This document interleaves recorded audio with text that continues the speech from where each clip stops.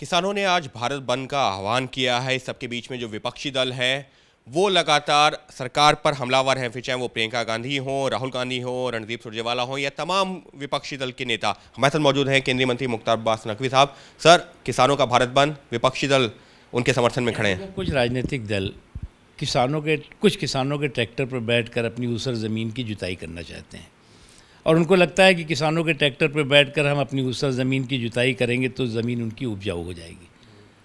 इसे कहते हैं किसानों के कंधे पे बंदूक और क्रिमिनल कॉन्स्पिरेसी का संदूक। अब सवाल यहाँ ये पैदा होता है कि जो किसान हैं, जो भी किसान हैं, हम 2 हैं, 4 हैं, 10 हैं, मैं उसकी गिनती की में नहीं जाता, उनकी जो भी आशंकाएं थीं उन आशंकाओं का समाधान मजबूती के साथ हुआ। हमने कभी भी टकराव का रास्ता नहीं अपनाया, टॉक का रास्ता अपनाया। उनकी समस्या थी कि एमएसपी जाएगी, एमएसपी फल फूल रही है। उनकी समस्या थी, उनकी आशंकाएं थी कि मंडी उड़ जाएगी, मंडी तो और बढ़ रही है। तो दिक्कत यह है कि अब ये कुतर्कों की जो है वो लड़ाई है और तर्क अब रह नहीं गए हैं। सर, किसान संगठन लगातार ये कहते रहे हैं कि ये आंदोलन राजनीतिक नहीं है, लेकिन राजनीतिक दल अब जो है खुलेआम जो है उनका समर्थन कर रहे हैं। क्या आपको लग रहा है कि अब ये आंदोलन जो गैर राजनीतिक था वो राजनीतिक बनता जा रहा है? देखिए, मुझे लगता है कि जो लोग भी थोड़े बहुत भी, पूरे देश के किसान तो हम नहीं कह सकते, कुछ भी बड़े किसान रहे होंगे, उनके भी आंदोलन को जो है, तथाकथित आंदोलन को कुछ सियासी पार्टियों ने हाईजैक कर लिया है। चाबी कहीं से लगाई जाती है और नारे कहीं और से निकलते हैं। और सर, इस सबके बीच में अगर हम बात करते हैं किसान नेताओं की, राकेश टिकैत ने एबीपी न्यूज़ से बातचीत करते हुए कहा कि विपक्ष जिस दौरान बीजेपी विपक्ष में थी, ज़्यादा मजबूत था विपक्ष, आज की डेट में विपक्ष भी मजबूत नहीं है। इस वजह से भैया ऐसा है कि कुछ लोग जो है वो सर्टिफिकेट लेके घूम रहे हैं, विपक्ष मजबूत है, कमज़ोर है, ये सब वो जाने।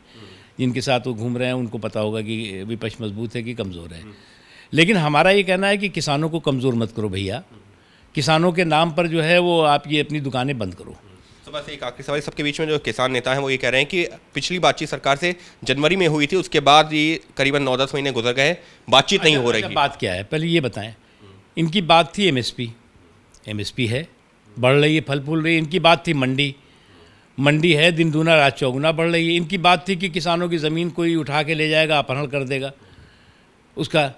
किसानों की ज़मीन खुद कृषि कानूनों में सुरक्षित है क्या? बात तो बताओ ना।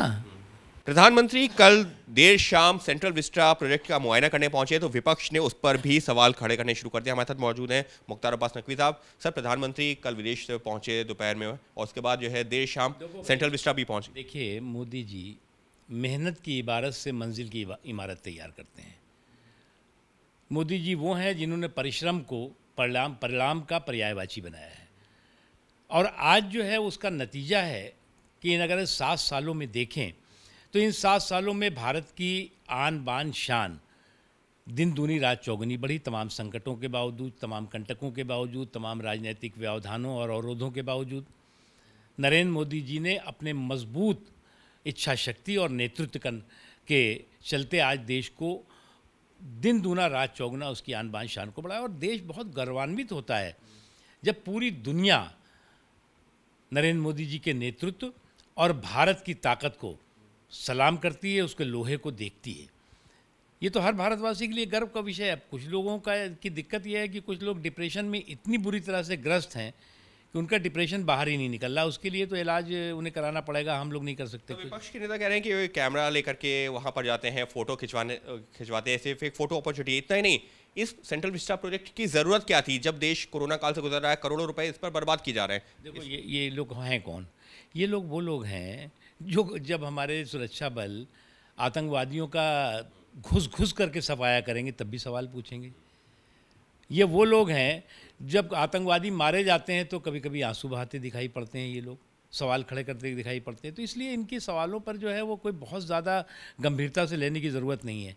लेकिन इतना ज़रूर है कि कम से कम देश इनका मजाक उड़ाता है जब इस तरह की चीज़ों, अरे अगर पूरा विश्व का है आज हिंदुस्तान और मोदी जी की तारीफ़ का मतलब क्या है, या मोदी जी का जो कद बढ़ रहा है उसका मतलब क्या है? मोदी जी का कद का मतलब भारत की ताकत बढ़ रही है, भारत का कद बढ़ रहा है।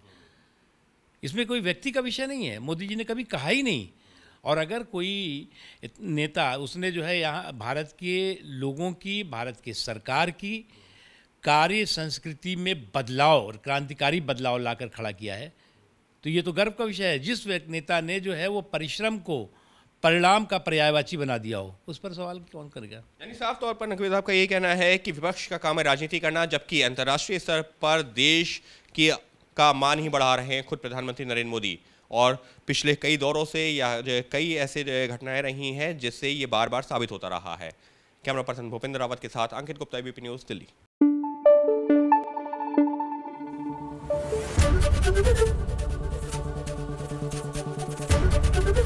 एबीपी न्यूज़ आपको रखे आगे।